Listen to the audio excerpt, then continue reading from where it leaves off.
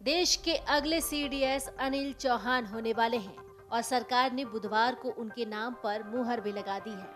बिपिन रावत के निधन के बाद से ये पद खाली था। बिपिन रावत की एक हेलीकॉप्टर दुर्घटना में पिछले साल ही मौत हो गई थी। रक्षा मंत्रालय ने इस बारे में जानकारी दी है। अनिल चौहान सरकार के सैन्य मामलों के विभाग के सचिव के तौर पर भी काम करेंगे।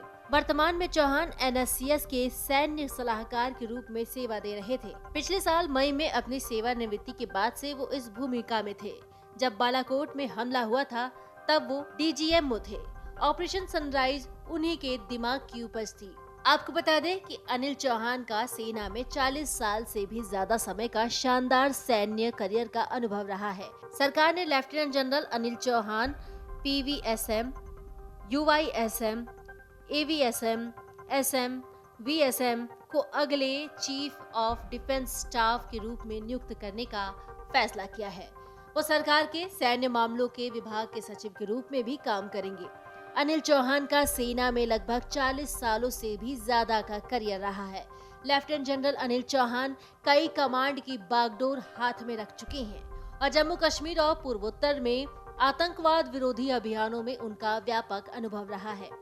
अनिल चौहान का जन्म 18 मई 1961 को हुआ था और उन्हें 1981 में भारतीय सेना की 11 गोरखा राइफल्स में कमीशन दिया गया था। वो नेशनल डिफेंस एकेडमी खड़कवा सला और भारतीय सैन्य अकादमी देहरादून के पूर्व छात्र हैं। मेजर जनरल रहते हुए उन्होंने उत्तरी कमान में महत्वपूर्ण बारामूला सेक्टर में इन्फेक्ट्री डिवीजन की कमान संभाली थी। बाद में लेफ्टिनेंट जनरल के तौर पर उन्होंने पूर्वोत्तर में कोर की कमान संभाली। सितंबर 2019 में वो पूर्वी कमान के general officer commanding in chief बने। मई 2021 में अपने रिटायरमेंट तक ये पदभार संभाला। आपको बता दें कि अनिल चौहान कई सैन्य सम्मान से नवाजे जा चुके हैं। अपने 40 साल के अनुभव में चौहान ने अंगोला में संयुक्त राष्ट्र मिशन में भी सेवाएं दे चुके हैं। सैन्य संचालन महानिदेशक के प्रभार सहित महत्वपूर्ण स्टाफ नियुक्तियों को भी अंजाम दिया है।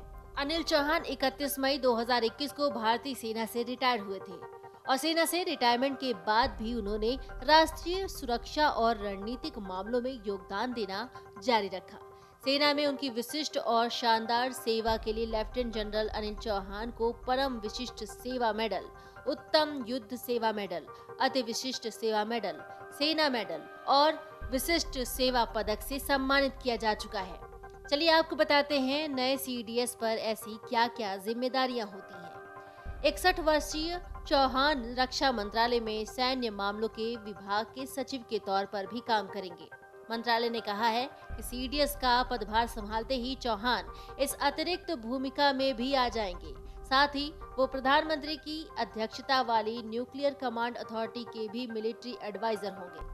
लेफ्टिनेंट जनरल अनिल चौहान के कंधों पर 4 नए एकीकृत कमांड की स्थापना की काफी महत्वपूर्ण जिम्मेदारी होगी। इनमें एक एकीकृत समुद्री theatre command, air defence command के साथ साथ पाकिस्तान और चीन के लैंड बेस्ड 2 कमांड्स शामिल हैं।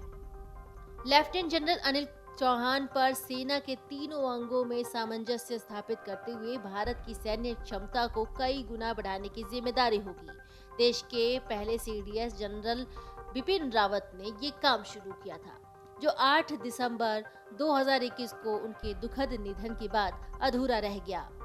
सीडीएस के रूप में लेफ्टिनेंट जनरल चौहान पर जो एक और बड़ी जिम्मेदारी होगी वो ये है कि मिलिट्री कमांड को इस तरह रिस्ट्रक्चर किया जाए ताकि किसी सैन्य अभियान में तीनों सेनाओं की सहभागिता सुनिश्चित हो और सभी के संसाधनों का बेहतरीन इस्तेमाल हो सके।